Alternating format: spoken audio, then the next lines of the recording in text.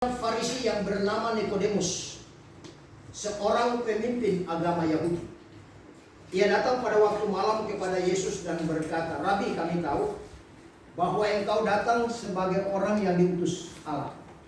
Sebab tidak ada seorang pun yang dapat mengadakan tanda-tanda yang engkau adakan itu jika Allah tidak menyertainya."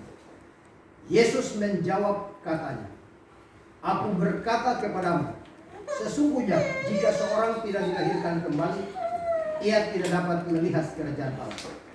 Kata Nikodemus kepadanya, "Bagaimanakah mungkin seorang dilahirkan kalau ia sudah tua? Dapatkah ia masuk kembali ke dalam rahim ibunya dan dilahirkan lagi?" Jawab Yesus, "Aku berkata kepadamu, sesungguhnya jika seorang tidak dilahirkan dari air dan roh, ia tidak dapat masuk ke dalam kerajaan Allah. Apa yang dilahirkan dari daging adalah daging, dan apa yang dilahirkan dari roh adalah roh. Janganlah engkau heran, karena aku berkata kepadamu, kamu harus dilahirkan kembali. Angin bertiup kemana ia mau, dan engkau mendengar bunyinya, tetapi engkau tidak tahu dari mana ia datang atau kemana ia pergi. Demikianlah halnya dengan tiap-tiap orang yang lahir dari roh." Nikodemus menjawab katanya, "Bagaimana mungkin hal itu terjadi?" Jawab Yesus, "Engkau adalah pengajar Israel, dan engkau tidak mengerti hal-hal itu." Ada yang menarik dari bacaan ini. Menariknya adalah percakapan antara Nikodemus dan Tuhan Yesus. Siapakah Nikodemus itu? Nikodemus adalah orang Farisi. Yang namanya Farisi itu berarti dia ahli Taurat. Kalau bicara ahli Taurat, titik koma semua ada di kepala. Kemudian jabatan yang kedua dari Nikodemus itu, dia seorang pemimpin agama Yahudi. Hebat gak ini? Kalau di Indonesia apa ya?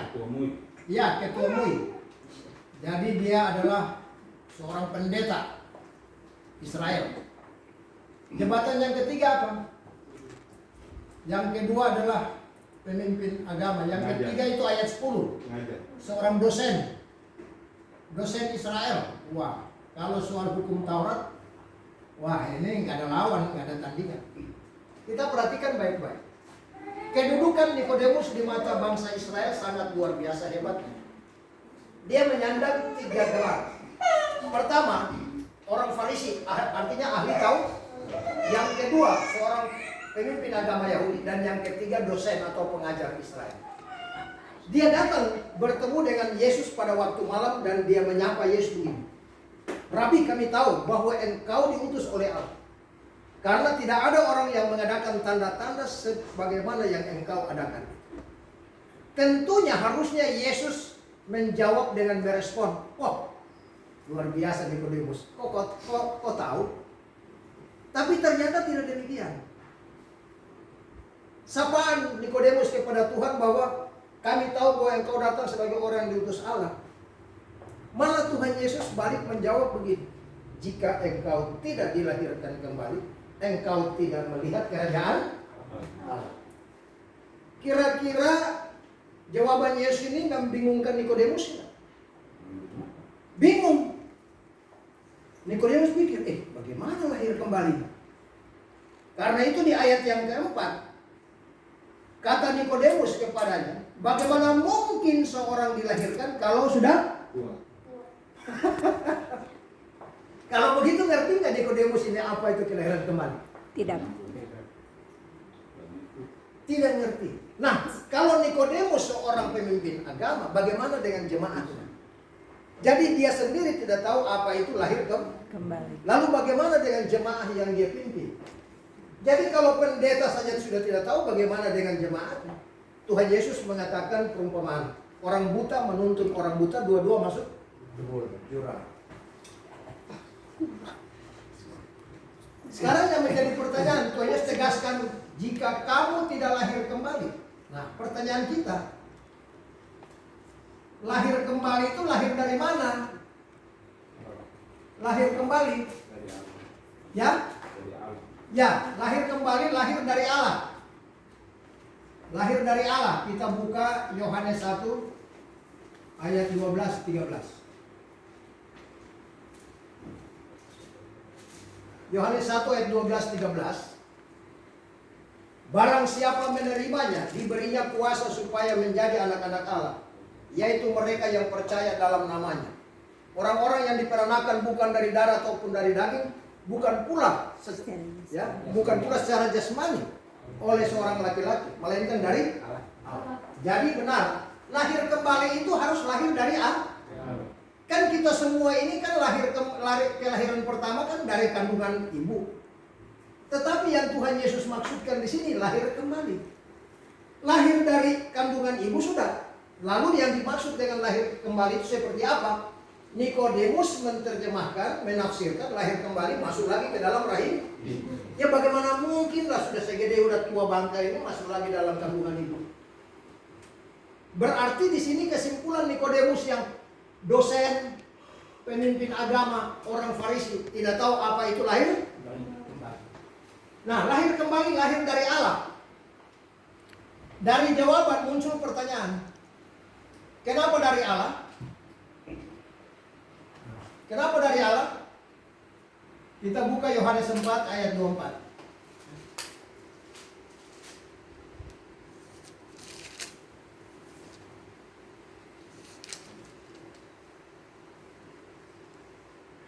Barang siapa menyembah Allah, menyembah dalam roh dan berarti kenapa harus lahir dari Allah?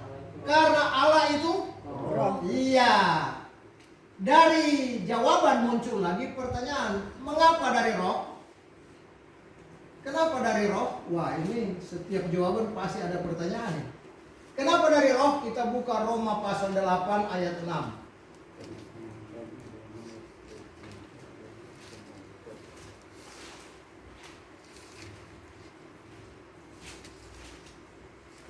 Ya, silakan yang sudah dapat boleh membaca. Karena keinginan daging adalah maut. Keinginan daging maut. Tetapi keinginan roh adalah hidup.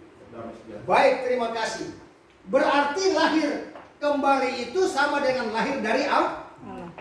Mengapa lahir dari Allah? Karena Allah itu roh. Kenapa dari roh? Karena roh itu hidup. Itulah sebabnya roh itu hidup.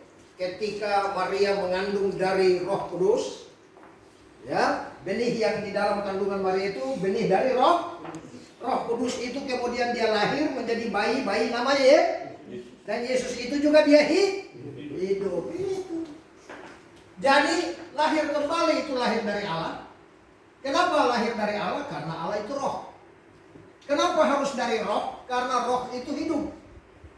Roh itu hidup. Berarti hidup itu ada di dalam diri ya. Jadi hidup itu adalah Yesus. Yohanes 14 ayat 6. Akulah, iya, akulah jalan dan kebenaran dan hidup. Amin, saudara-saudara. Luar biasa. Jadi lahir kembali, lahir dari Allah. Allah itu roh, roh itu hidup. Ya benar. Yesus sendiri bersaksi, akulah jalan dan kebenaran dan hidup. Tidak ada seorang yang datang kepada Allah kalau tidak melalui aku. Ini Allah. Ini kita manusia. Bagaimana bisa datang kepada Allah? Satu-satunya hanya jalan lewat salib. Baru nyampe. Kalau nggak ada salib nggak bisa kita. Ya. Nah, Yesus. Percaya Yesus itu artinya percaya itu harus lewat proses. Jadi lahir dari Allah, Allah itu roh, roh itu hidup. Dengan demikian kesimpulannya adalah kesimpulan lahir kembali sama dengan percaya Yesus.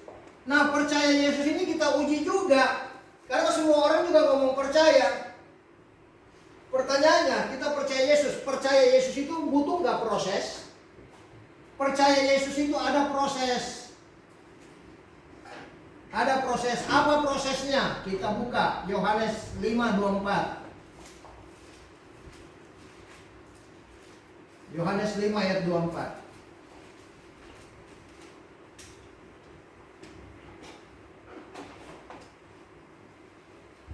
Yohanes 5 ayat 24, barang siapa mendengar perkataanku dan percaya kepada dia yang mengutus aku, ia telah memperoleh hidup. Sebab ia telah berpindah dari dalam maut ke dalam hidup. Karena itu kita memberitakan Injil di mana-mana, termasuk kepada saudara kita yang Muslim. Jangan, ajaran kita itu bukan suruh orang pindah agama. Ajaran kita adalah suruh orang pindah dari neraka ke surga. Yohanes 5:24 itu memindahkan orang dari maut ke dalam hidup. Bukan suruh pindah agama. Pindah agama gak penting. Pindah-pindah juga tetap casing, itu cuma tukar casing, ganti casing doang. Ditanya kamu orang berdosa? Iya, di agama Kristen. Orang berdosa di agama Islam, berdosa yang bodoh aja. Cuma casingnya yang diganti. Karena itu kita dengan belajar ini dapat mengerti, oh percaya Yesus itu ada proses. Prosesnya harus mendengar. Sekali lagi, Yohanes 5 ayat 24 itu ada dua kata kerja.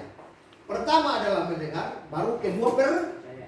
Jadi orang bagaimana mau percaya kalau tidak harus mendengar dulu, dengar. Nah, dengar.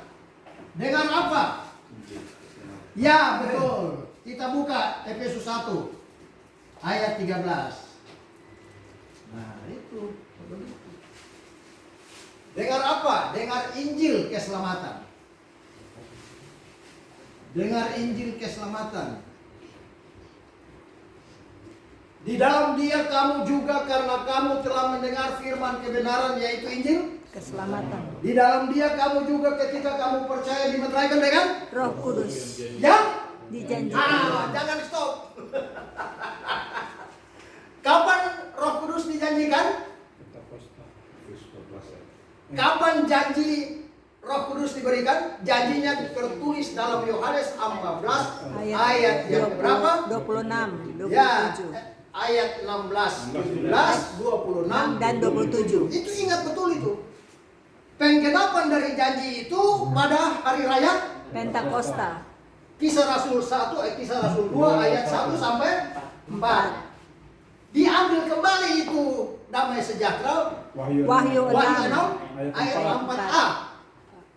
Jadi ini ingat betul. Pertanyaannya, kalau damai sejahtera diangkat, di bumi masih ada iman lagi nggak? Tidak ada. Kita buktikan Lukas 18 ayat 8. Silakan, senang sekali Bang Rian membacakan untuk kita. Lukas 18 ayat 8.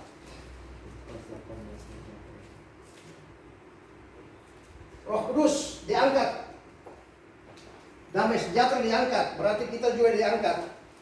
Kalau damai sejahtera sudah diangkat, Roh Kudus sudah diangkat, kita sudah diangkat. Pertanyaan, apakah ada orang beriman di bumi? Baik, Lukas pasal ayat 18 ayat 8, demikianlah firman Tuhan. Aku berkata kepadamu, ia akan segera membenarkan mereka. Akan tetapi, jika anak manusia itu datang, adakah ia mendapati iman di bumi? Ada iman di bumi ketika dia datang. Silakan dulu. Ketika Tuhan Yesus datang dan menjemput kita, berarti Roh Kudus diangkat, kita semua diangkat. Kira-kira masih ada iman di bumi? Tidak ada. Berarti yang tinggal di bumi orang yang apa? Tidak Percaya. orang yang ngaku-ngaku percaya ya. Kalau kita tidak percaya, itu harus dengar Injil.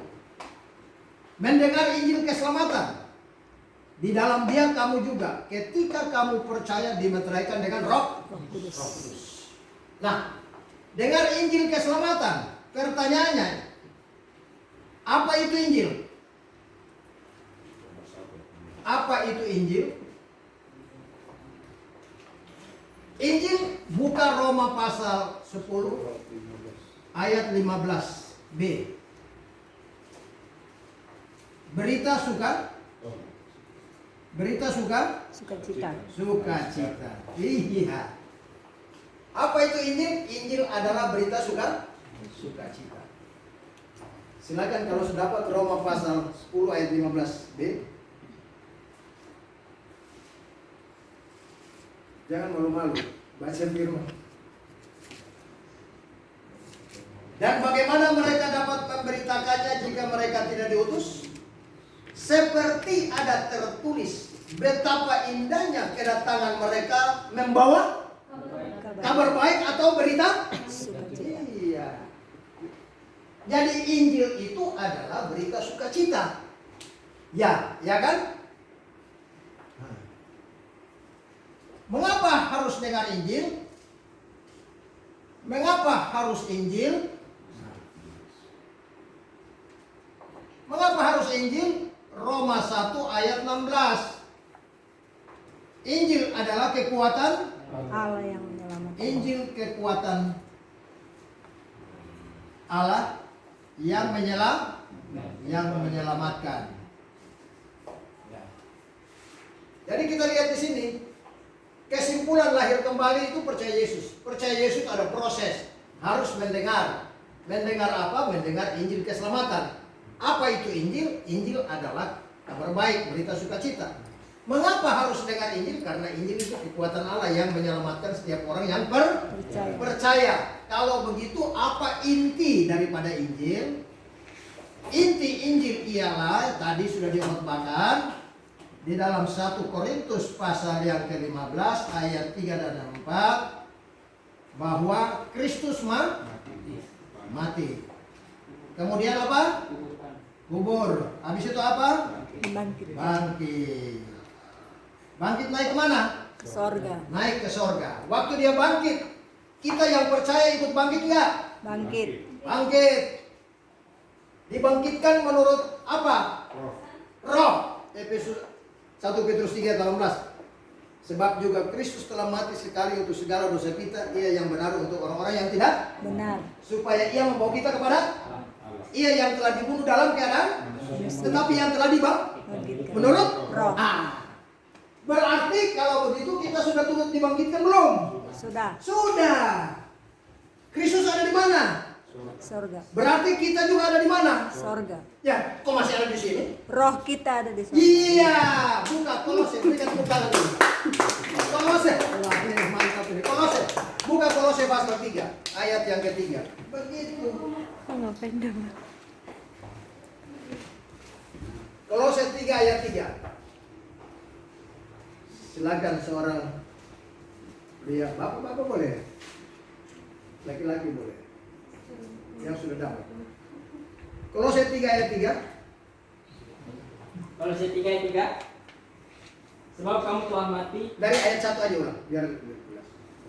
Karena itu kalau kamu dibangkitkan bersama dengan Kristus. Kalau kamu dibangkitkan bersama dengan Kristus, kalau artinya bagi yang percaya. Berarti kita. Terus Carilah perkara yang di atas, Ya. di mana Kristus ada duduk di sebelah kanan Allah. terus Pikirkanlah perkara yang di atas, bukan yang di bumi. perhatikan ayat kunci ayat 3. Sebab kamu telah mati dan hidupmu tersembunyi bersama dengan Kristus Ya. di dalam Allah. Woi, luar biasa. Sebab kamu sudah mati dan hidupmu tersembunyi bersama Kristus di dalam apa? Iya, itulah sebabnya. Ya, silakan dulu. Barang siapa di dalam Yesus tetap selamat. Kenapa kalau kita sudah ada tersembunyi bersama Kristus di dalam Allah? Untuk apa Yesus mengatakan berikan jaminan Yohanes 10:28? Aku memberikan hidup yang kekal kepada mereka. Dan mereka pasti tidak binasa sampai selama-lamanya. Dan seorang pun tidak akan bisa merebut mereka dari dalam tanganku. Yesus pegang siapa? Kita yang mana? Yang percaya. Iya, kita yang mana? Yang tubuh ini atau yang rohani? Roh. Itu maksudnya. Tepuk tangan dong. Itu. Kok manusia rohani kita ada di sana, bukan di sini. Yang di sini kan tubuh ini juga mati kembali ke tanah kok. Hanya karena Allah kasih jaminan supaya apa? Supaya Allah juga mau memakai tubuh ini, jadikan kita alat untuk sarana memberitakan Injil. supaya nama Yesus di sorga kita bekerja. Kita di bumi bekerja untuk Tuhan yang ada di sorga.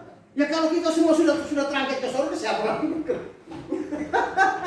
Amin, saudara. Amin. Oke, kita lanjut dulu kembali. Perhatian kembali sini. Injil adalah kekuatan Allah yang menyelamatkan setiap orang yang percaya. Apa itu Injil? Kabar baik. Mengapa harus Injil? Karena Injil adalah kekuatan Allah. Ya. Apa intinya? Intinya adalah Kristus mati, kubur, dan bangkit. Ya kan? Nah, pertanyaan, dia mati untuk apa? Yes. Berarti kita masuk kepada isi Injil. Jadi isi Injil adalah Kristus mati satu kali untuk berapa dosa? Segala dosa. Untuk segala dosa. Oke. Sekarang kita spidolnya habis nih Kak. Kesan? Tolong ambil spidol di laci Bapak.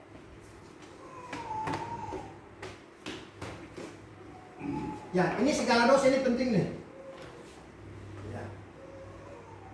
Kita berdosa sejak kapan? Dari dalam kandungan. Mazmur, siapa yang ingat?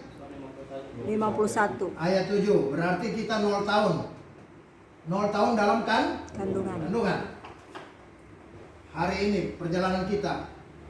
Mazmur 90 ayat 10 mengatakan, ya, usia kita 80 tahun. Berarti usia kematian ya. Oke. Hari ini kita mendengar Yesus mati hapus Segala dosa. dosa. Perhatikan baik-baik. Usia berdosa kita 0 tahun. Mazmur 51 ayat 7. Usia berdosa kita sampai kematian 80 tahun. Pertanyaannya adalah, bagaimana menjawab 1 Petrus 3:18? Kristus mati sekali untuk segala dosa kita. 1 Petrus 3 ayat 18.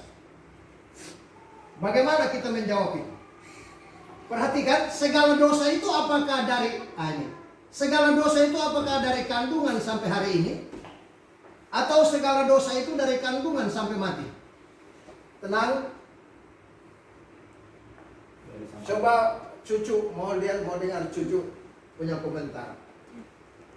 Hari ini Nona dengar Injil bahwa Yesus mati hapus segala dosa. Segala dosa itu apakah dari kandungan sampai hari ini saja? Atau segala dosa itu dari kandungan sampai mati nak? Jawab aja. Gak apa-apa, jauh nggak dihukum. Ya. Jadi segala dosa dari kandungan sampai hari ini, Yesus mati hapus. Siapa namanya? Janet. Tuhan Yesus mati hapus semua dosa. Dosa Janet sudah dihapus. Firman bilang segala dosa. Nah, segala dosa itu yang mana? Dari kandungan sampai hari ini atau kandungan sampai mati? Yang dimaksud dengan segala. Oke, ini Opa bikin ilustrasi. Oke, ini Opa bikin. Jangan diam duduk manis. Ini Opa bikin ilustrasi ya, nak ya. Lihat ini. Ambil semua yang di spidol ini. Angkat semua. Ada yang tersisa? Tidak, oke. Tuhan Yesus mati, darah tumpah, hapus dong. Dosa sudah dihapus. Ada yang tersisa? Kalau begitu segala dosa yang mana? Kandungan sampai hari ini atau sampai mati? Sampai mati. Ya? Sampai mati. Sampai? Mati. Suara besar nggak apa-apa. Sampai mati? Ayo tepuk tangan dong, sampai mati. Benar sekali sampai mati. Itu benar sampai mati. Sekarang kita uji aja dulu. Katakanlah Jen bilang, katakanlah Jen menjawab, Opa sampai hari ini. Katakanlah dia bilang sampai hari ini. Katakanlah segala dosa itu sampai hari. Pertanyaannya, kalau segala dosa itu sampai hari ini, gitu. Kalau begitu dosa besok sampai mati, siapa yang mau hapus? Karena Kristus hanya mati berapa kali? Satu kali. Untuk hapus Segala dosa. Jadi kalau kita katakan segala dosa itu sampai hari ini, berarti dosa besok sampai mati itu hapus sendiri.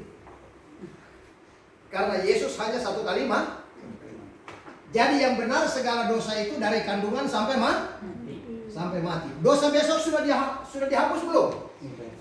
Ya, berarti dosa dulu, dosa sekarang, dosa yang akan datang semua sudah dihapus. Tuhan Yesus tahu nggak kalau Jen besok berbuat dosa?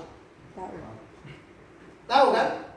Karena tahu itu makanya dia firman berkata di kayu salib dia sudah hapus dosa.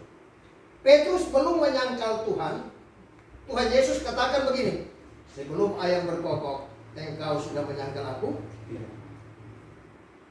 Petrus menyangkal dulu baru Tuhan ngomong, atau Tuhan ngomong dulu sebelum Petrus menyangkal?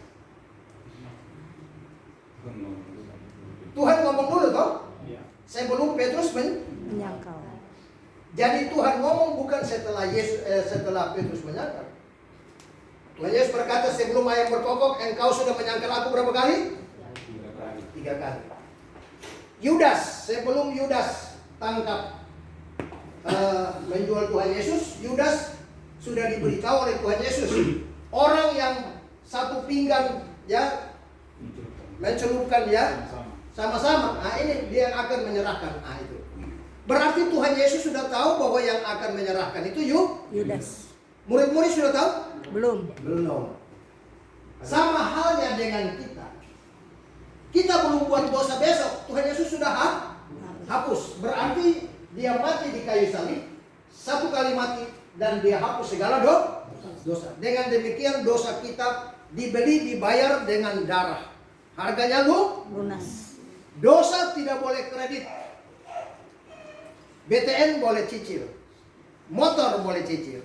Yang tidak boleh dicicil adalah dosa. Buka 1 Korintus 6 ayat 20. Ada pertanyaan dulu. Oh ya, silakan pertanyaan. Itu Pak Gembala bilang dosa dalam kandungan. Ya. Sementara dalam kandungan kan kita belum berbuat dosa. Ya. Itu dosa siapa? Dosa bagaimana? Oke, baik.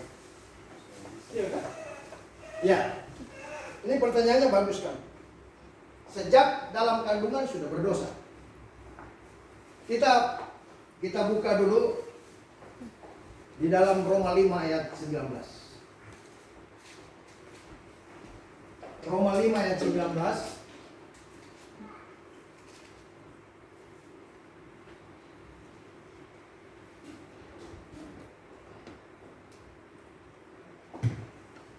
Sebab oleh ketidaktaatan satu orang, semua orang telah menjadi orang berdosa. Dan oleh ketaatan satu orang, semua orang menjadi orang benar. Perhatikan bagian A-nya 19a. Oleh ketidaktaatan satu orang. Siapa itu yang satu orang? Adam. Berarti oleh ketidaktaatan Adam, maka kita semua jadi berdosa. Betul tidak? Kalau begitu benar nggak firman ini? Kalau kita berkata tidak benar, pertanyaannya adalah, kamu ini keturunan siapa? Bahwa kita ini adalah keturunan atau berasal dari benihnya Adam dan Hawa. Jadi Adam yang buat dosa, otomatis kita kena Getah. Sekarang kita mau protes bagaimana? Mau protes Tuhan. Tuhan bilang, waktu Adam jatuh dalam dosa, emang kamu di mana? Benar atau tidak? Jadi tidak ada alasan dari kita bilang tidak. Kita belum berbuat dosa juga sudah berdosa. Dengan kata lain, ketidaktaatan Adam, kita semua jadi berdosa. Allah sudah berfirman itu ya dan amin.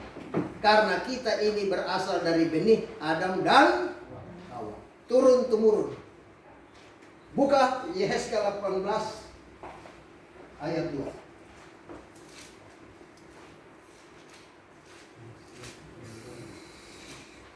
Ya, kita membaca. Yehezkel 18 ayat 2.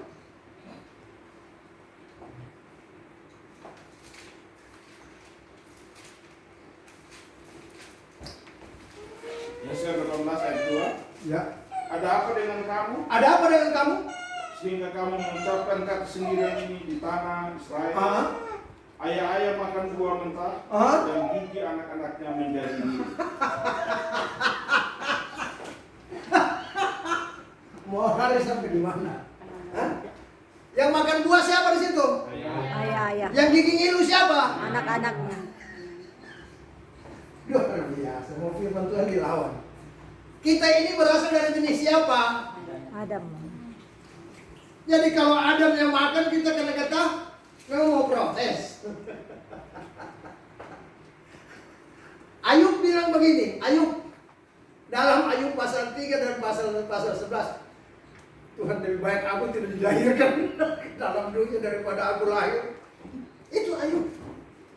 Kenapa waktu melahirkan itu aku tidak mati aja sekalian gitu. Ketika dia mengalami penderitaan itu kan dia teriak itu. Kenapa aku tidak mati pada waktu itu, waktu dalam kandungan, kenapa aku tidak mati? Dia menyesal juga. Ya, kenyataannya begitu. Jadi pertanyaan yang bagus mengatakan bahwa kalau kita masih dalam kandungan, ya iya, kita dalam kandungan itu benih siapa? Adam. Benih Adam berarti benihnya apa? Dosa. Roma 5 ayat yang ke-12. Roma 5 ayat 12.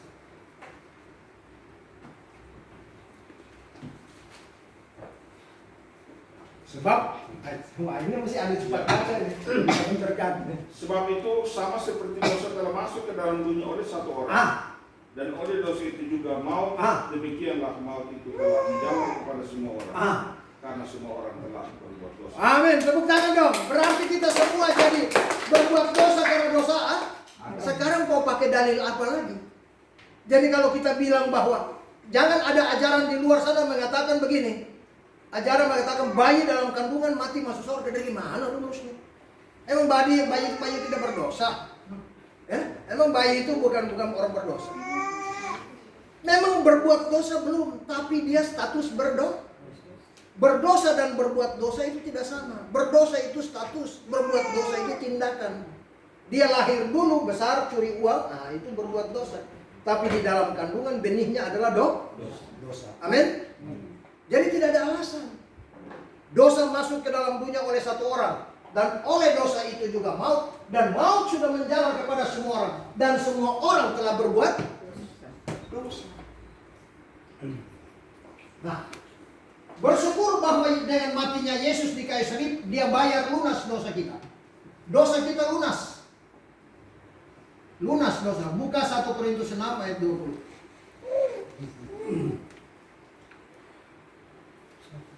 Sebab kamu telah dibeli dan harganya telah Lunas dibayar. karena itu Muliakanlah Allah dengan tubuhmu. iya tubuh yang tubuh jasmani ini Tuhan mau tubuh ini dipakai digunakan untuk pergi beritakan Injil supaya nama Tuhan Muliakan. pakai tubuh ini.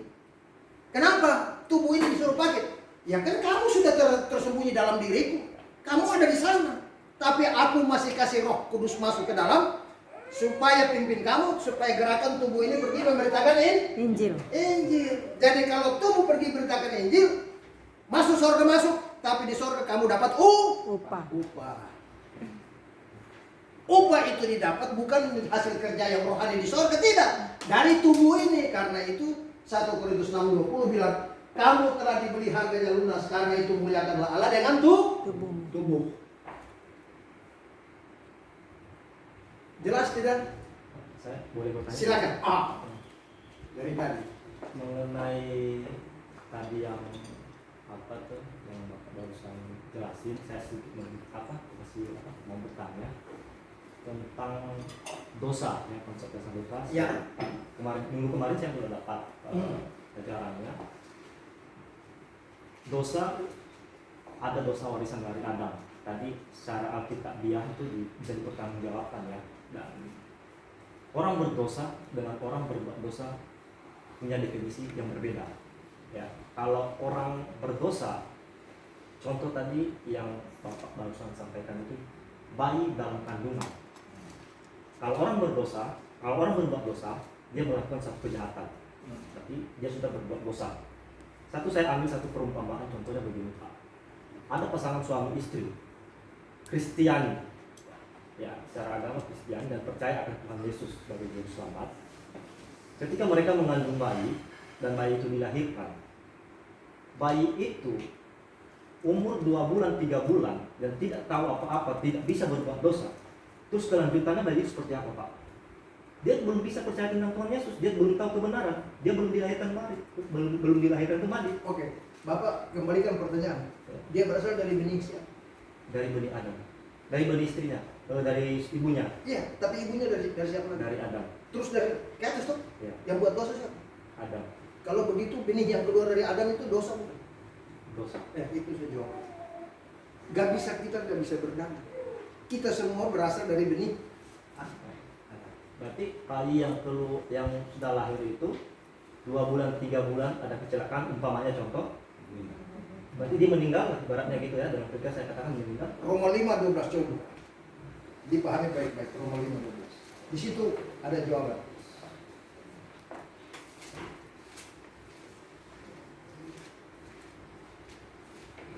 Roma 5:12 ya. Sebab itu sama seperti dosa telah masuk ke dalam dunia oleh satu orang. Satu orang Adam terus.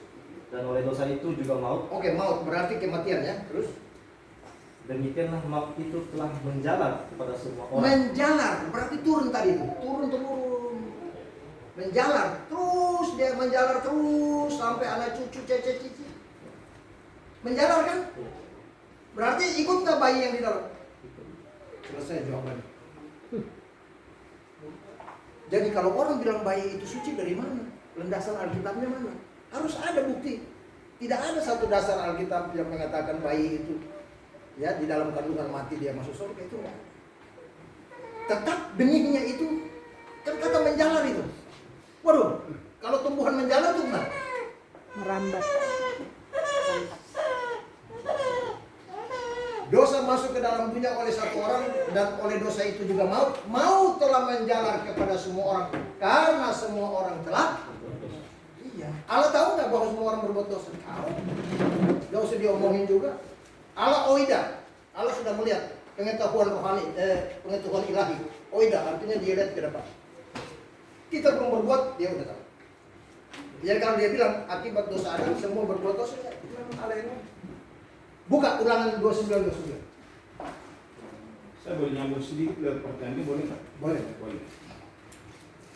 Terima kasih. Pertanyaan dia kan, kalau orang baik yang baru lahir 3 bulan kemudian meninggal, sementara dia belum berbuat dosa, Ya. mati berarti masuk neraka kan? Itu karena Adam pertama. Tapi Adam kedua Yesus. Semua orang kira-kira dibenarkan dari dalam kandungan. Ini di sini ada rumusnya. Proses percaya Yesus harus kalau nggak dengar nggak bisa. Sedikit lebih besar mana penyesatan yang dilakukan oleh Adam, ataukah lebih besar keselamatan yang disediakan oleh Allah dan Yesus? Keselamatan ditawarkan betul, tapi ada syaratnya. Setiap orang harus Percaya bagi yang akan balik. Kalau belum akan balik gimana? percaya itu. Harus ada keadilan Allah di sana dong. Percaya itu syaratnya harus benar. Bagi yang akan balik. Iya, sama pun Alkitab memberikan keterangan kalau tanpa mendengar Injil itu tidak akan bisa. Orang mau bicara akil balik di dalam Galatia pasal 4 ditulis itu. Coba buka. Galatia pasal 4. Ada jawaban di sana. Bahwa nanti seandainya bayi itu nanti dituntut. Allah sudah tahu kalau bayi A misalnya dia akan selamat. Jadi ketika dia lahir, Allah akan jaga dia terus. Nanti yang disebut akil balik itu dituntun dia terus nanti sampai waktu dia dengar Injil dan percaya di situ. Karena kalau pandangan saya ini pandangan. Kalau orang yang sudah akil balik dituntut ketika mendengar Injil harus buat pilihan. Saya mau percaya atau tidak. Oke, Galatia. Kalau saya percaya, saya dimeteraikan. bisa bebas. Itu betul. Tapi kalau saya tidak Tidak percaya, percaya. saya selesai. Oke. Nah, pertanyaan ada di situ letak keadilan Allah. Karena Allah memberikan free will buat manusia untuk memilih kan. Saya mau percaya apa enggak ketika dia bilang itu. Tapi sekarang pertanyaan gini, free will apa yang Allah berikan kepada baik? Lalu di mana letak keadilan Allah bagi baik? Apakah Allah menghendaki baik itu harus binasa atau apa seperti apa? Sementara Adam pertama jasmani menyebabkan semua orang bersalah dalam kandungan, mulai dari dalam kandungan.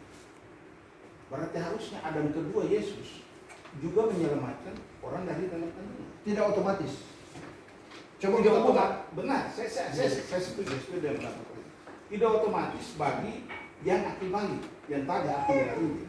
Jadi gini Bapak.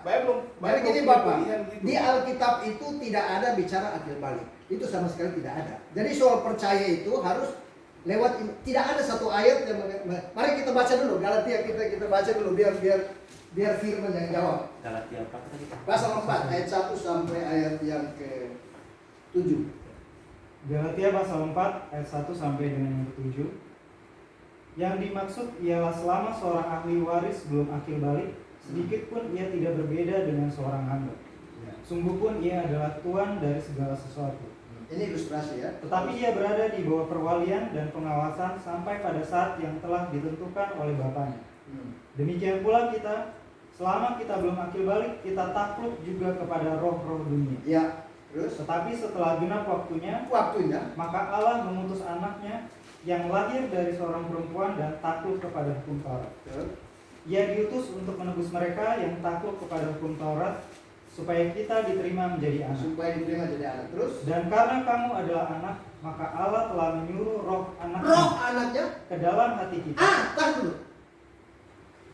Allah menyuruh roh anaknya ke dalam Hati. Bagaimana proses supaya roh itu masuk ke dalam hati? Percaya. Itu jawabannya kembali ke situ.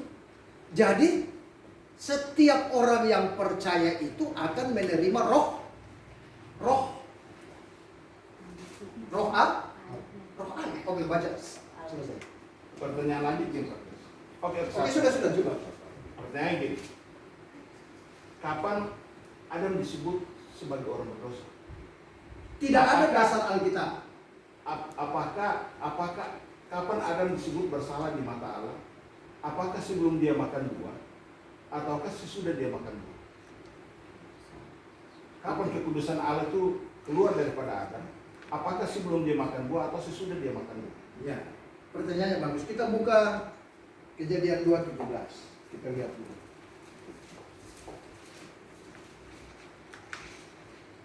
Saya minta, ini pertanyaan bagus-bagus, tapi kita harus Ini jawab berkaitan apa besok. Oh, itu sudah. Ya, silakan dibaca Kejadian 2:17 dulu. Kejadian 2 ayatnya ke-17. Tetapi pohon pengetahuan tentang yang baik dan yang jahat itu janganlah kamu makan buahnya. Sebab pada hari engkau memakannya pastilah engkau mati. Sekarang perintah itu kepada siapa? Adam. Jadi perintah itu kepada Adam bahwa ini nanti kita hubungkan ya. Allah berikan perintah kepada Adam supaya jangan makan buah pengetahuan baik dan Jahat. Ini pegang ya. Artinya begini. Di bagian lain Alkitab mengatakan begini. Ini harus membutuhkan sebuah hikmat ya, pengertian berdasarkan hikmat yang Roh berikan. Perintah itu Allah berikan kepada Adam. Jangan kau makan. Kata kau di situ menunjuk kepada pribadi Adam. Jangan kau makan buah itu. Pada hari kau makan pasti kau mati. Pertanyaan saya, apakah benar Allah berfirman bahwa Adam makan buah itu dia mati? Jawabnya ya benar. Bahwa orang yang makan buah itu berarti dia berdosa terhadap dirinya. Berarti dia menghukum dirinya, dia mati oleh dosanya. Artinya Adam makan buah itu, dia melanggar perintah itu, dia makan buah, berarti dia bertanggung jawab untuk diri sendiri. Betul tidak? Oke, ini pegang dulu ya. Nah, sekarang kita lihat kronologis. Kalau cerita dari Kejadian pasal 2 itu terus naik di pasal 3, baru yang pertama mengambil buah itu siapa? Hawa. Hawa. Hawa makan kan? Ayat 6. Kemudian ayat 6, Hawa makan. Hawa terus kasih kepada siapa? Adam. Seharusnya Adam pegang perintah tadi. Saya nggak mau makan. Kenapa? Karena Allah sudah kasih perintah kepada Adam. Berarti harusnya ketika Hawa kasih buah itu Adam bilang apa? Oh, enggak. Nolak. Harusnya mesti nolak dong.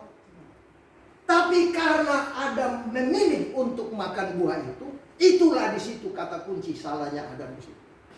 Karena Tuhan sudah memberi instruksi, pada hari kau memakannya, pastilah kau. Jadi pantas enggak kalau Adam yang dikeluarkan perintah itu, dan perintah itu ternyata dilanggar oleh Adam, maka yang harus bertanggung jawab siapa? Berarti orang yang makan itu bertanggung jawab atas diri sendiri. Kita buka Yesaya 18 ayat 20. Yesaya 18 ayat 20.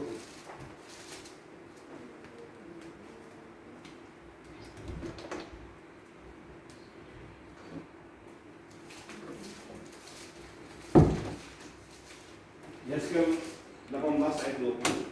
Demikian firman Tuhan. Orang yang berbuat dosa itu yang harus mati. Itu. Kenapa? Ya, harus turut menanggung kesalahan ayahnya. Ya. Dan ayah tidak akan turut menanggung kesalahan anak.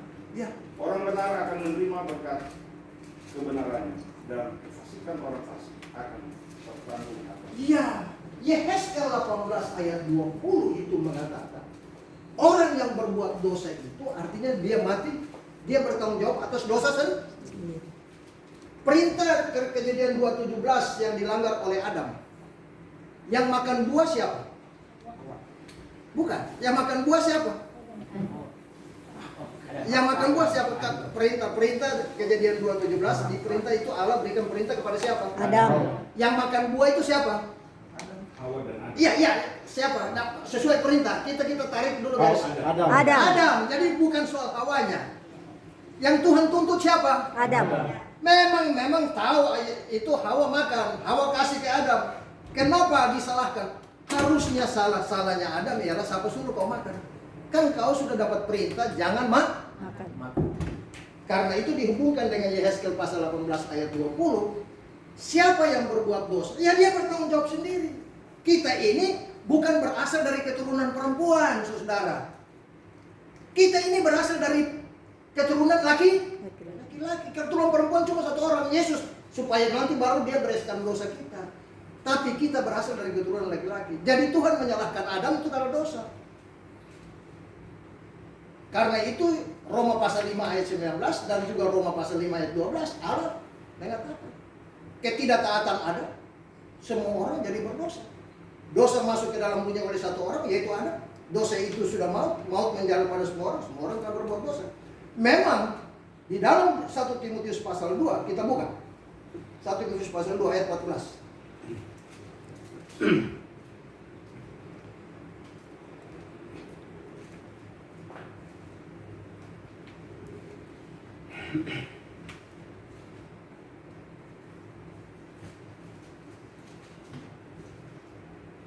Ya, yang sudah dapat silakan.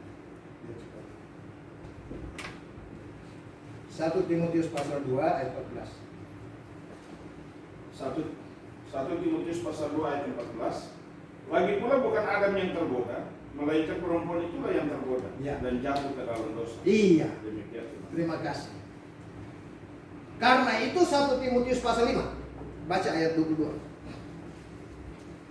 Nanti hubungkan dengan 1 Timotius pasal 2 ayat 14 tadi dihubungkan dengan 1 Timotius 5 ayat 22. Silakan.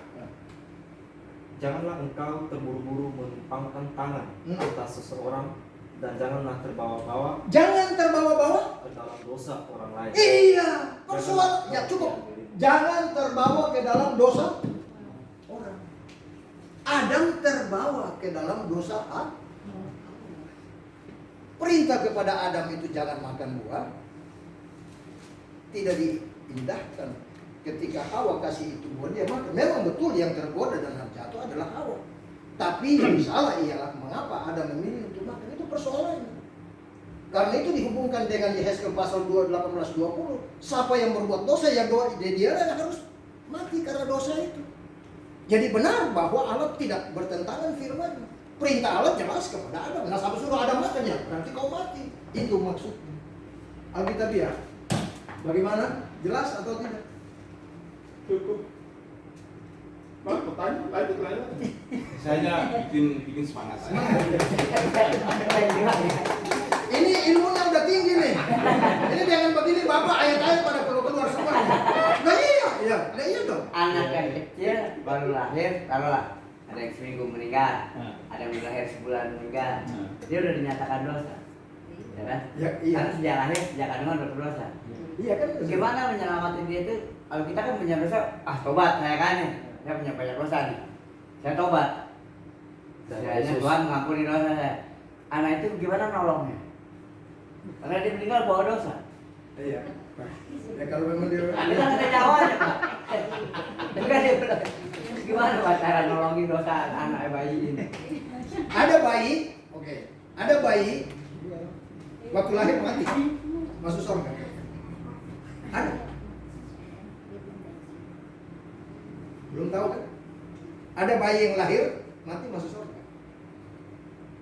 Nah, sebentar saya buktikan Alkitab.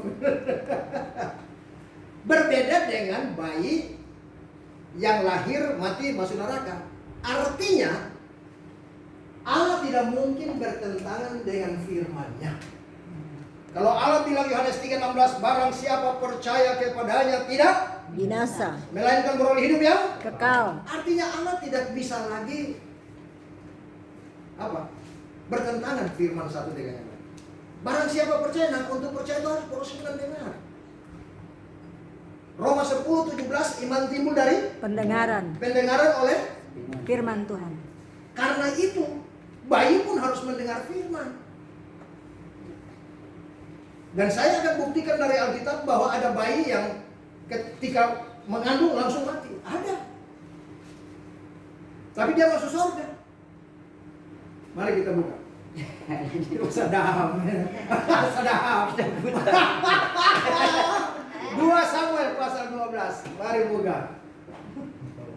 Kalau ngasih kertas juga nih. Kalau ngasih ayat 20. Wah ini pada nguji dosen ini. Uji kompetensi nih ya. 2 Samuel kita buka. 2 Samuel pasal yang ke-12. Iya, senang sekali. Ya, oke, Pak Ramin tadi bertanya. Oke, Bung Rian yang membacanya untuk kita. 2 Samuel pasal 12. Ini kisahnya begini. Saya ceritakan sedikit kisah. Ini ya, saya cerita dulu dia punya latar belakangnya. Kisahnya adalah pada musim raja-raja pergi perang. Pada waktu itu Daud tidak ikut perang. Dia malah tinggal di istana. Ketika dia tinggal di istana raja, dia berjalan-jalan di atas suatu istana. Dari jauh dia lihat, wih, ini perempuan cantik sekali. Siapakah dia? Batseba. Batseba itu suaminya Uria, lagi perang. Akhirnya, singkatnya, Batseba dibawa, ya, lalu kemudian ditiduri dan hamil, punya anak. Akhirnya, atas rekayasa Daud, suami Uria itu dibunuh di medan perang. Lalu kemudian Batseba diambil menjadi istrinya Raja Daud. Dengar baik-baik. Ketika sudah mengandung, ya, anak, datang Nabi Nathan, diutus oleh Tuhan. Datanglah tegur itu Daud. Nah, bagaimana kisah tegurannya? Kita baca 2 Samuel 12, baca dari ayat yang ke-8. Ayat yang ke-9 aja. Mengapa engkau menghina Tuhan dengan melakukan apa yang jahat di matanya? Terus, Uria orang Het itu kau biarkan ditewaskan dengan pedang. terus, Istrinya kau ambil menjadi istrimu, dan dia sendiri telah kau biarkan dibunuh oleh pedang Bani Amon. baca terus saja Oleh sampai sebab itu pedang tidak akan menyingkir dari keturunanmu sampai selamanya. Karena engkau telah menghina aku dan mengambil istri Uria, orang Het itu, untuk menjadi istrimu. Terus? Beginilah firman Tuhan, bahwasanya malapetaka akan kutimpakan ke atasmu, yang datang dari kaum keluargamu sendiri. Aku akan mengambil istri-istrimu di depan matamu, dan memberikannya kepada orang lain. Orang itu akan tidur dengan istri-istrimu di siang hari. Terus? Sebab engkau telah melakukannya secara tersembunyi, tetapi aku akan melakukan hal itu di depan seluruh Israel secara terang-terangan. Oke, terus? Lalu berkatalah Daud kepada Natan, Daud berkata pada Natan apa? aku sudah berdosa kepada Tuhan. Iya, aku sudah berdosa. Dan Natan berkata kepada Daud, Tuhan telah menjauhkan dosamu itu, engkau tidak akan mati. Daud tidak akan mati. Baca terus. Walaupun demikian, karena engkau dengan perbuatan ini telah sangat menista Tuhan, Terus? pastilah anak yang lahir bagimu itu akan mati. Dia anak ini mati kemana? Daud tidak akan mati. Tapi Nathan bilang, anak ini akan mati. Pertanyaan kita, kalau begitu anaknya Daud dari hasil hubungan dengan Batseba ini mati kemana? Neraka apa? Neraka. Neraka ya, pegang ya. Neraka apa surga? Belum tahu Oke, ya. baca terus dong. Baca terus. Kemudian pergilah Nathan ke rumahnya, Oke. dan Tuhan menulahi anak yang dilahirkan bekas istri Uria bagi Daud, Baca terus. sehingga sakit. Terus? Lalu Daud memohon kepada Allah oleh karena anak itu. Ia berpuasa dengan tekun, dan apabila ia masuk ke dalam malaman itu ia berbaring di tanah. Perhatikan baik-baik. Ketika anak itu mati, ya, ketika anak itu sakit, ya, Daud memohon dengan dia berpuasa, dia masuk ke dalam rumah, dia berdoa semalam-malam, berbaring di tanah. Baca terus.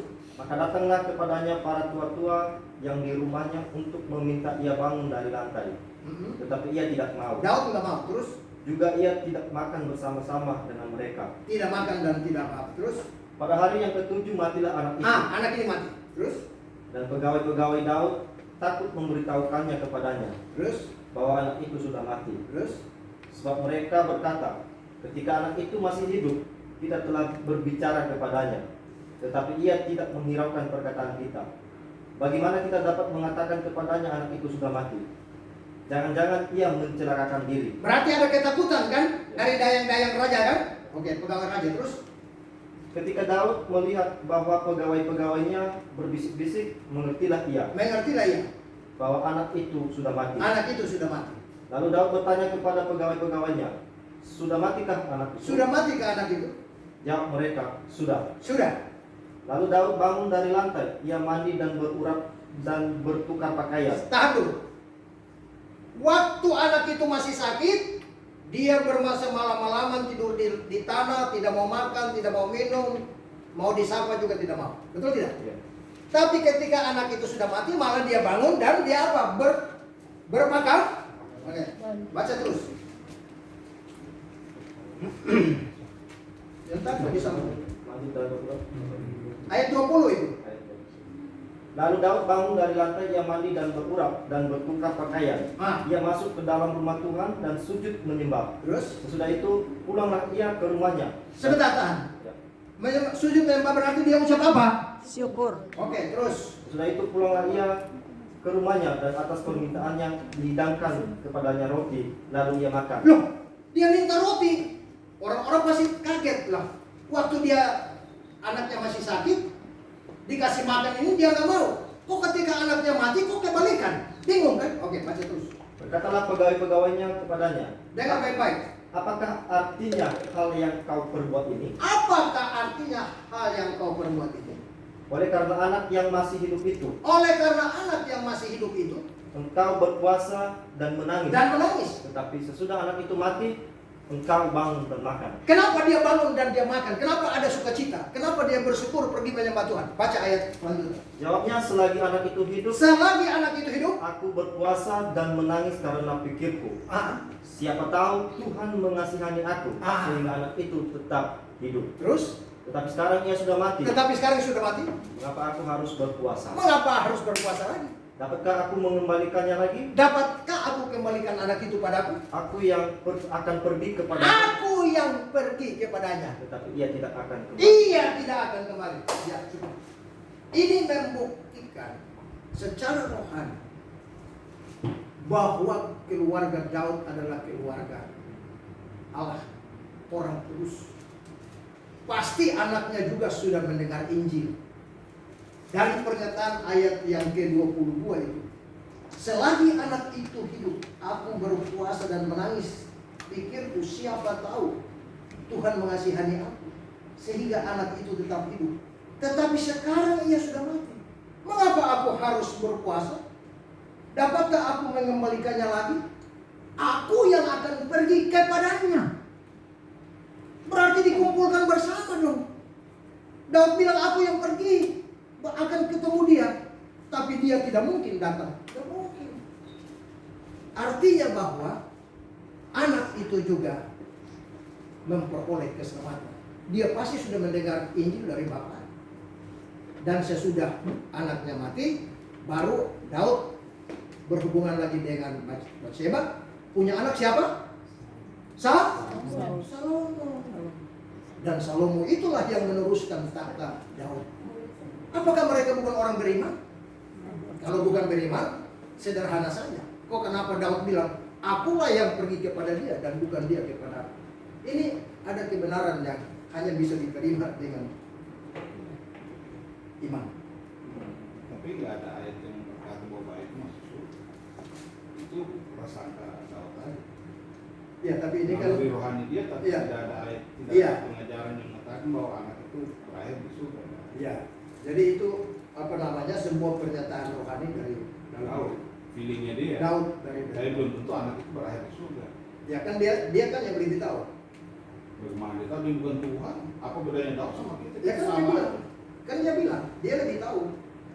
Dia tahu kenapa waktu anak itu sakit, kalau dia berpuasa, dia menangis, makan Iya, minum. itu dia memohon semoga Tuhan Iya. mungkin beri kelanjutan hidup. Dan anaknya. karena itu ketika anaknya mati, dia pergi Nggak ke ada guna Ibrani. lagi. Dia bersyukur. Dia bersyukur aja bahwa ini pilihan Tuhan buat anak itu. Kan? Dia bersyukur bahwa anak itu sudah memperoleh tempat. Terbukti. Nggak ada ayat. Ya ini kan dia bilang, anak itu sudah mati. Untuk apa aku harus bersusah-susah lagi? Aku yang harus pergi kepada dia. Pertanyaannya, pergi kepada dia, pergi di mana? Nah, dianya itu apa? Coba lihat. D-nya itu apa? D di situ kecil bukan.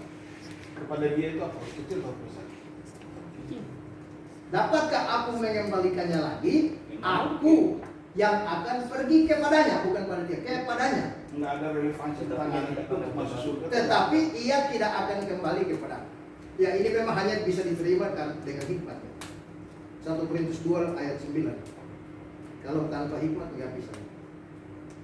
Karena ini memang tersirat bahasa biasa, jadi tidak bisa kita.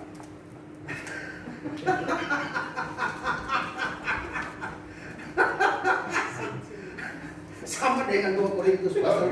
Sama dengan 2 Korintus pasal 12. Papa terima nggak? Pak, terima nggak? Ya ini kan kelasnya baru. Oh, iya. Jangan paksakan dulu. Ya.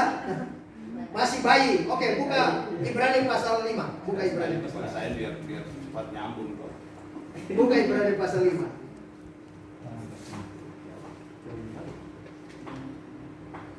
Ya mesti belajar.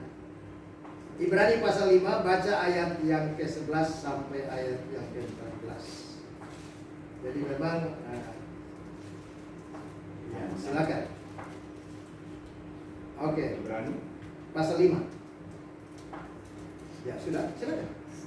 Katanya, sesungguhnya aku akan memberkati engkau. Bukan, Ibrani pasal 5 Ya, di mana pasal? ayat 11 sampai 14.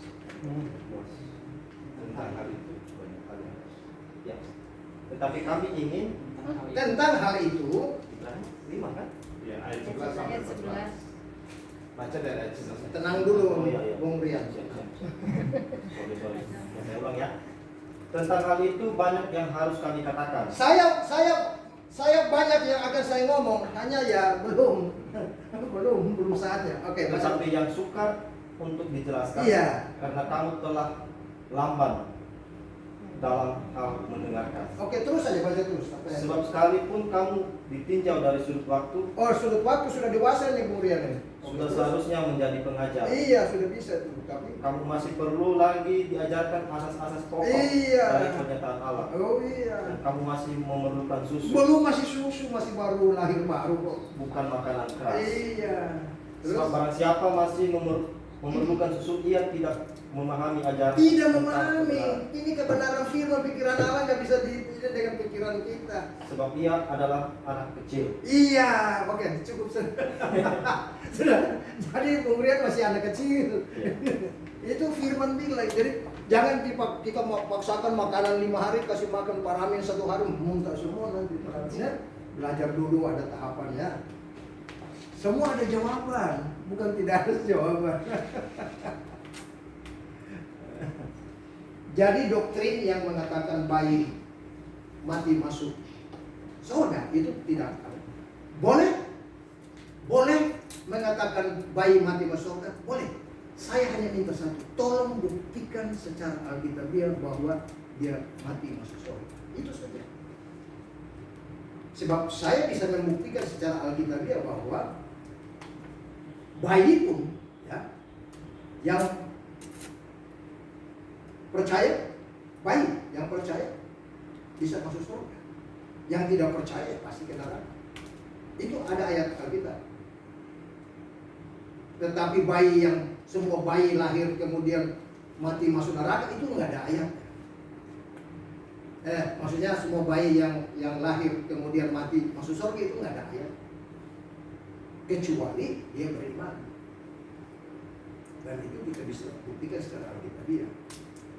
Nah, kembali lagi, kita hanya bisa menjelaskan sebatas apa yang Allah kehendaki, apa yang Allah inginkan untuk kita sampaikan. Selebihnya kita nggak bisa melampaui, ya, tidak bisa melampaui apa yang tertulis. Coba buka itu Wahyu pasal 1.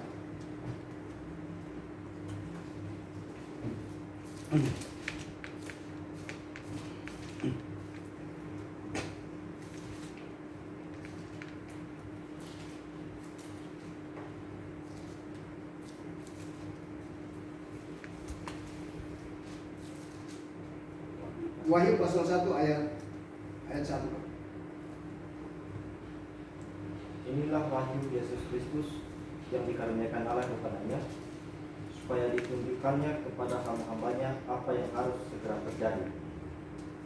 Dan oleh malaikatnya yang diutusnya, ia telah mengatakannya kepada hamba-hambanya Yohanes. Ya, apa yang dikatakan situ? Coba perhatikan baik-baik. Di Wahyu pasal 1 ayat 1. Ayat 3 lanjut ke ayat 3. Berbahagialah ia yang membacakan dan mereka yang mendengarkan kata-kata nubuat ini, dan yang menuruti apa yang ada tertulis di dalamnya. Ya, ikut saja. Itu maksudnya. Sebab waktunya sudah dekat. Ya, jadi kita harus ikuti saja apa yang tertulis dalam Alkitab. Jadi jangan kita punya alam pikiran kita memaksakan supaya harus sesuai. Nggak bisa. Karena Allah punya pikiran Allah itu Allah sudah sampaikan begitu. Jadi yang tertulis sudah itu terima saja. Kalau tidak terima itu berarti di luar ini. Berarti itu bukan lagi keinginan roh. Kalau keinginan roh itu apa yang tertulis? Buka lagi 1 Korintus pasal 4 ayat 6.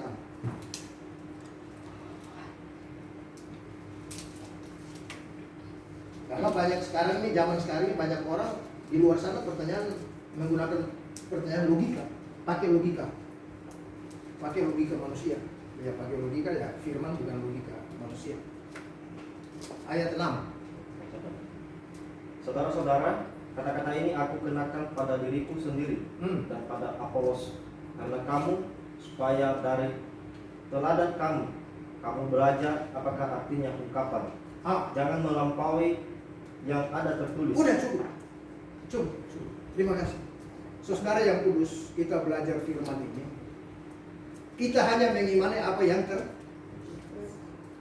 Jadi kalau ada, ya, karena banyak ajaran di luar sana.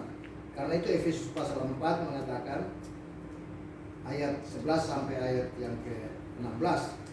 Dialah yang memberikan baik rasul, nabi, pemberita Injil, gembala dan pengajar untuk memperlengkapi orang-orang kudus bagi pekerjaan pelayanan, bagi pembangunan tubuh Kristus sampai kita mencapai kesatuan iman, tingkat pertumbuhan kedewasaan yang penuh dan tingkat kepenuhan yang sesuai dengan kepenuhan Kristus, supaya kamu tidak diombang-ambingkan oleh rupa-rupa angin pengajaran, oleh permainan palsu manusia dalam kelicikan mereka yang menyesatkan. Jadi mereka bisa saja dengan bahasa mereka, dengan kata-kata mereka, dengan pertanyaan mereka yang seolah-olah memutar. Jangan. Kita tidak usah ladeni itu. Kita hanya jawab sesuai dengan firman. Kita harus berkata-kata dari firman. Tidak boleh keluar dari firman. Makanya debat kusir antara kelompok Muslim dan kelompok Kristen, agama Kristen itu tentang di mana Yesus mengatakan bahwa dia adalah Tuhan. Di mana ayat? Ini kan pikiran siapa ini? Pertanyaan ini pikiran siapa? Manusia. Ya pasti nggak ada ayat. Atau siapa yang bisa jawab?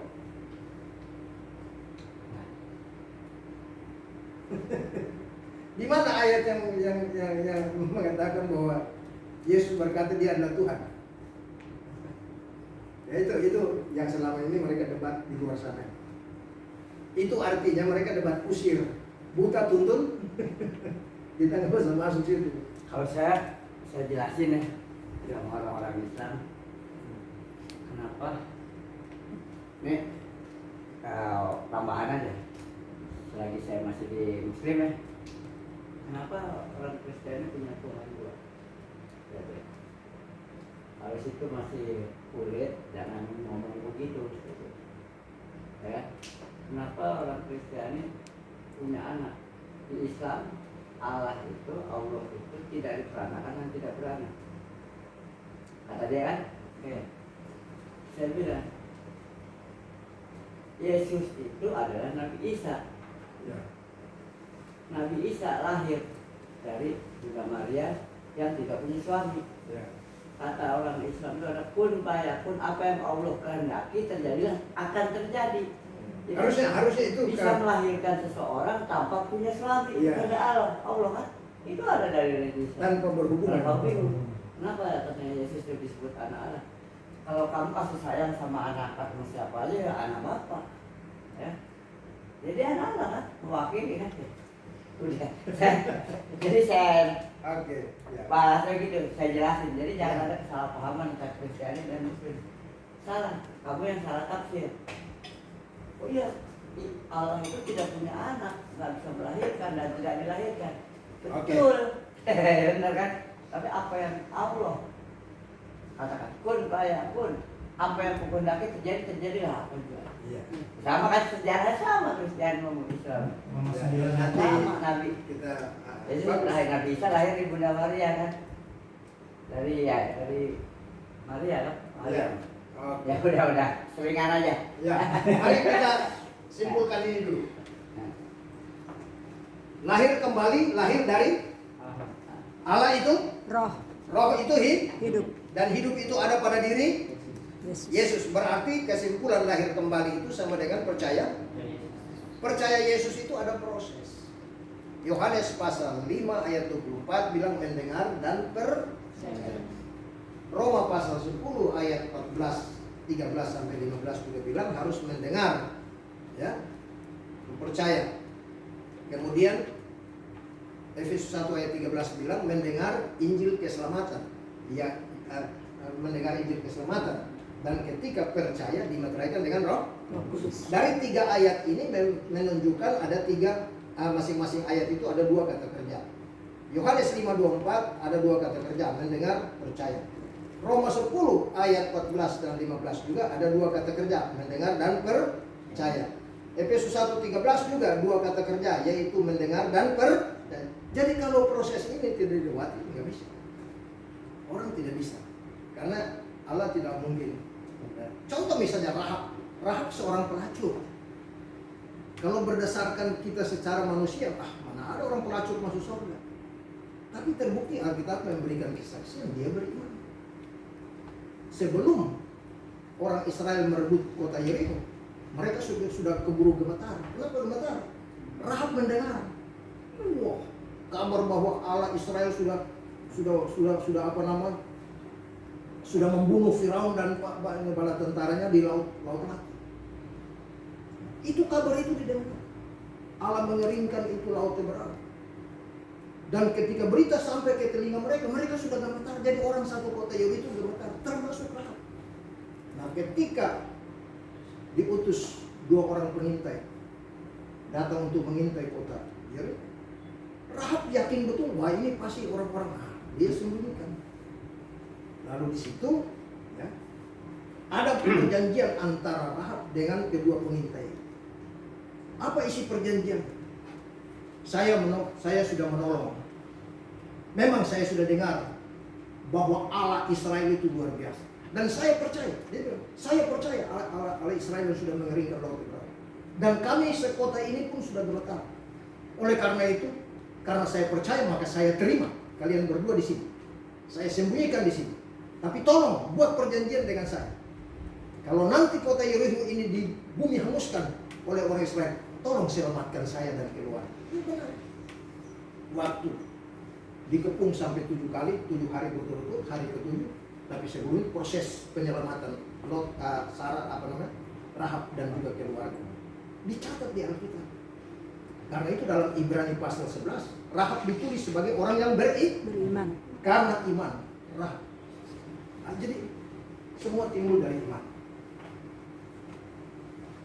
Kesimpulan di sini adalah bahwa iman timbul dari pendengaran.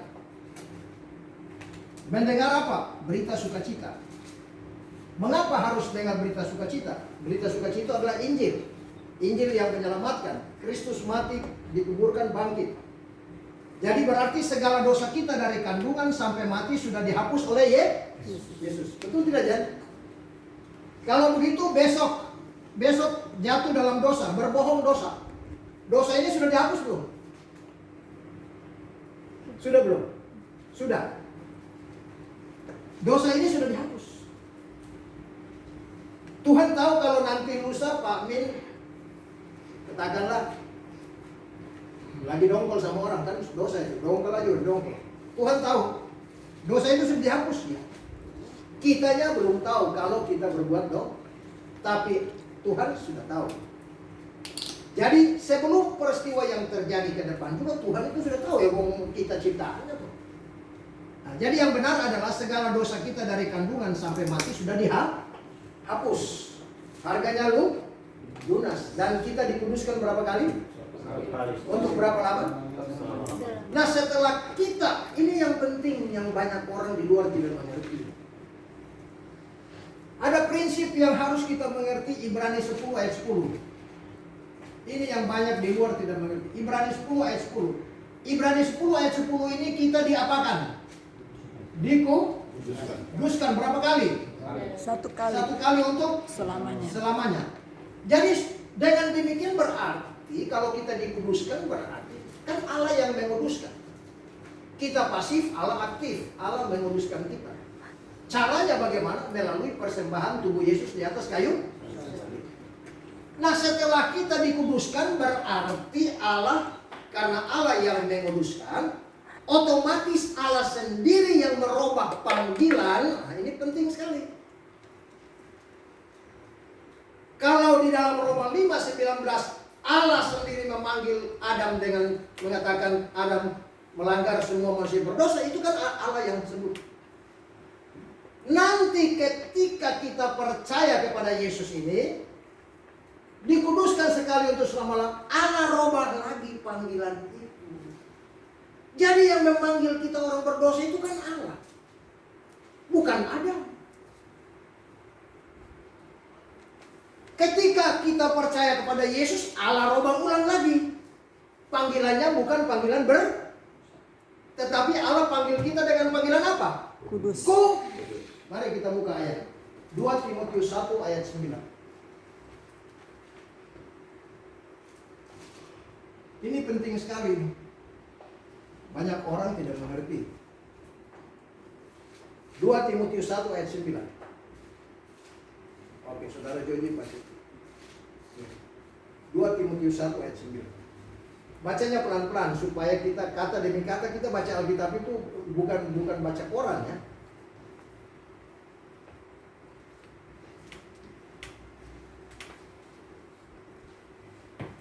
Dialah 2 Timotius 1 ayat 9. Dialah yang menyelamatkan kita. Oke, tahan dulu. Dialah yang apa? Menyelamatkan kita. Berarti di situ kan? Menyelamatkan. Berarti kita berarti dia menyelamatkan sama dengan dia mengutus. Sama tidak? Dia menyelamatkan. Dia kita diselamatkan. Terus kemudian Dan memanggil kita dengan panggilan yang panggil kita panggilan kudus siapa? Yesus. Padahal tadi di Roma 5:19 dia panggil dengan panggilan apa? Berdosa. Berdosa. Karena ketidaktaatan Adam, semua orang jadi berdosa. Adam sudah berdosa. Terus dia menyelamatkan kita dan memanggil kita dengan panggilan kudus. Berarti status kita panggilan sudah berubah. Bukan lagi orang berdosa tetapi orang kudus. Oke. Bukan lagi 1 Korintus 1 ayat 2. Ini penting sekali, ini doktrin ini. Ini kalau orang tidak paham doktrin ini bahaya sekali ya. Ya. 1 Korintus 1 ayat 2. Pada jemaat Allah di Korintus. Tahan dulu. Berarti orang-orang di Korintus itu juga ada jemaat Allah. Siapa jemaat Allah itu? Orang percaya. Yaitu mereka yang dikuduskan. Oh, berarti orang Korintus itu disebut jemaat Allah. Jemaat Allah itu sudah dikuduskan. Oke, baca ulang. Kepada jemaat Allah di Korintus, terus? Yaitu mereka yang dikuduskan dalam Kristus Yesus dan yang dipanggil menjadi orang-orang kudus. Iya, terima kasih. Sudah cukup. Hati-hati sekali. Ada 3 pengertian di situ. Kepada jemaat Allah di Korintus. Jadi orang-orang kudus di Korintus itu adalah jemaat Allah. Mereka jemaat Allah yang sudah dikuduskan. Dan yang ketiga dipanggil menjadi Kudus. Jadi Allah sudah rubah panggilan dari berdosa menjadi kudus. Dengan demikian orang kudus kalau mati kemana? Sorga. Ya. Orang kudus ketika meninggalkan dunia pasti masuk sorga. Pasti masuk sorga. Roma pasal 5 ayat 8 sampai 10. Akan tetapi Allah, dengar aja. Daripada dorong buka lama-lama saya baca juga justru. Akan tetapi Allah telah menunjukkan kasih-Nya kepada kita oleh karena Kristus telah mati untuk kita ketika kita masih berdosa. Jadi ketika kita masih berdosa. Lebih-lebih karena kita sekarang telah dibenarkan oleh darah-Nya, kita pasti diselamatkan dari hidup. Sebab jikalau kita ketika setru Allah kudus, kita berdosa, setru namanya musuh, diperdamaikan ya dengan Allah oleh kematian Anaknya. Lebih-lebih kita yang sudah damai pasti diselamatkan dari itu. Jadi kita bukan lagi orang berdosa, orang kudus. Dikuduskan berapa kali? Untuk berapa lama? Yakin? Bagaimana Jen? Yakin? Orang berdosa orang kudus nak? Orang kudus. Dikuduskan berapa kali? 1 kali. Untuk? Selamanya. Puji Tuhan. Berarti semua dosa sudah beres. Dihapus dari kandungan sampai harganya lu pasti masuk. Surga. Mulai hari ini dan seterusnya silakan bebas berbuat dong. Tidak. Oh enggak. Malah ini. Punya dosa. Mari kita buka ayat Galatia 5 ayat 13. Jamin juga. Ayo. Galatia 5 ayat 13. Kan dosa besar udah dihapus gitu. Saudara-saudara, memang kamu telah dipanggil untuk merdeka dari dosa. Tetapi jangan kamu mempergunakan kemerdekaan itu sebagai kesempatan untuk kehidupan dalam, melainkan layanilah seorang akan yang lain oleh. Ayo, jelas tidak? Artinya setelah jadi orang kudus, praktek hidup kita juga harus kudus. Tidak ada di situ bilang suruh harus berbuat Bukan berarti orang kudus tidak berbuat dosa. Ingat, saya tidak mengatakan bahwa kalau begitu orang kudus tidak pernah berbuat dosa. Oh, kalau saya bilang iya berarti saya tidak mengimani firman. Karena pemilik kita, Allah sendiri bilang, kamu orang kudus tapi masih bisa berbuat dosa. Iya. Kenapa? Karena tubuh ini kita masih mengenakan tubuh. Tapi kita punya dua roh. Iya. Awal. Weh, mantap sekali. Berapa bro? Akan berbuat dosanya mungkin yang hilap-hilap kecil. Ada berbuat dosa besar. Yan, apa? Lu udah yakin ya? Ada dua roh yang yakin. Mana? Makan besok gimana? Ini mau makan nggak dapat dari bos-bosnya. Orang tua yang meninggal. Lu kata Pak Kris apa? Ada Roh Kudus, ada di atas. Jalan aja. Ya, itu yang betul. Jalan makan. Gimana? Ya gimana orang gimana lagi kan? Tolong, Roh Kudus ngawal, jangan. Ada aja makan ya. Itu. Gua ya. Saya kasih ya. Itu jalan dengan iman itu. Udah kita kan punya dua roh. Kalau nurutin roh kita ya ikut saja roh yang di atas. Tadi ya. Roh yang di atas kan sudah ada di dalam. Ada roh asli, ada Roh Kudus. Gimana nih? Ngantuk. Berangkat apa? Berangkat ngantuk, capek. Panik nih, ini setan gitu. Itu benar itu.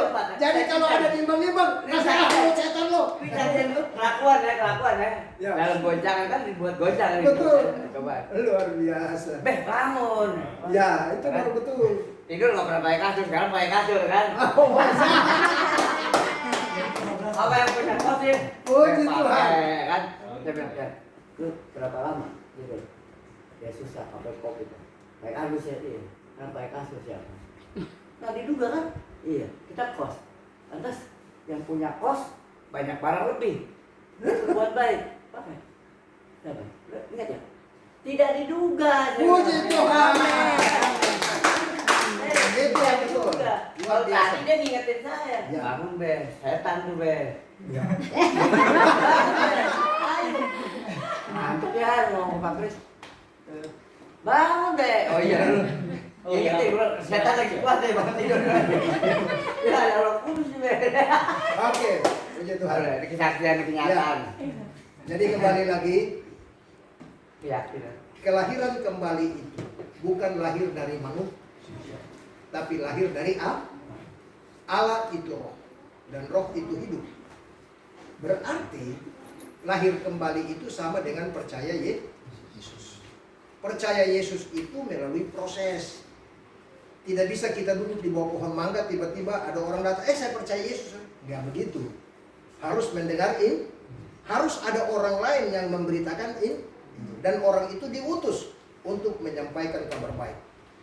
Ketika kita percaya, maka kita dapat meterai roh kudus. Berarti kita sudah jadi orang kudus.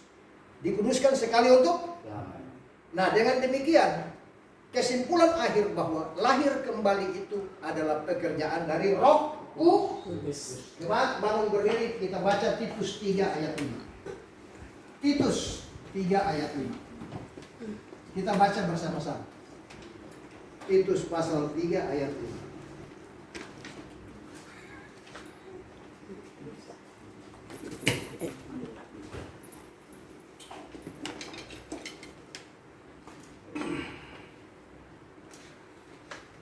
Satu dua, Titus 3 ayat 5.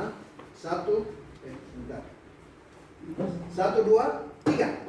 Pada waktu itu dia telah menyelamatkan kita, bukan karena perbuatan baik yang telah kita lakukan, tetapi karena rahmatnya oleh pemberian kelahiran kembali dan oleh pembaharuan yang dikerjakan oleh Roh Kudus. Ya, tahan dulu. Kelahiran kembali adalah pekerjaan Roh Kudus. Jadi ketika kita selamat, itu juga pekerjaan Roh Kudus. Setelah kita diselamatkan karena Roh Kudus yang sudah bekerja untuk melahirkan kita kembali dari Allah, berarti kita sudah jadi orang kudus. Status kita di mata Allah sudah kudus. Baru nanti dalam kehidupan ini perjalanannya dibaharui dari hari ke hari oleh Roh Kudus. Roh Kudus nggak mungkin bentuk kita satu kaligus.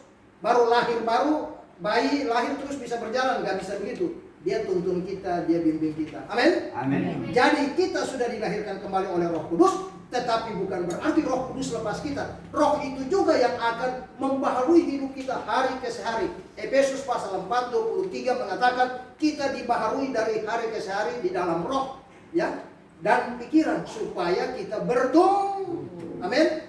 Mari kita berdoa.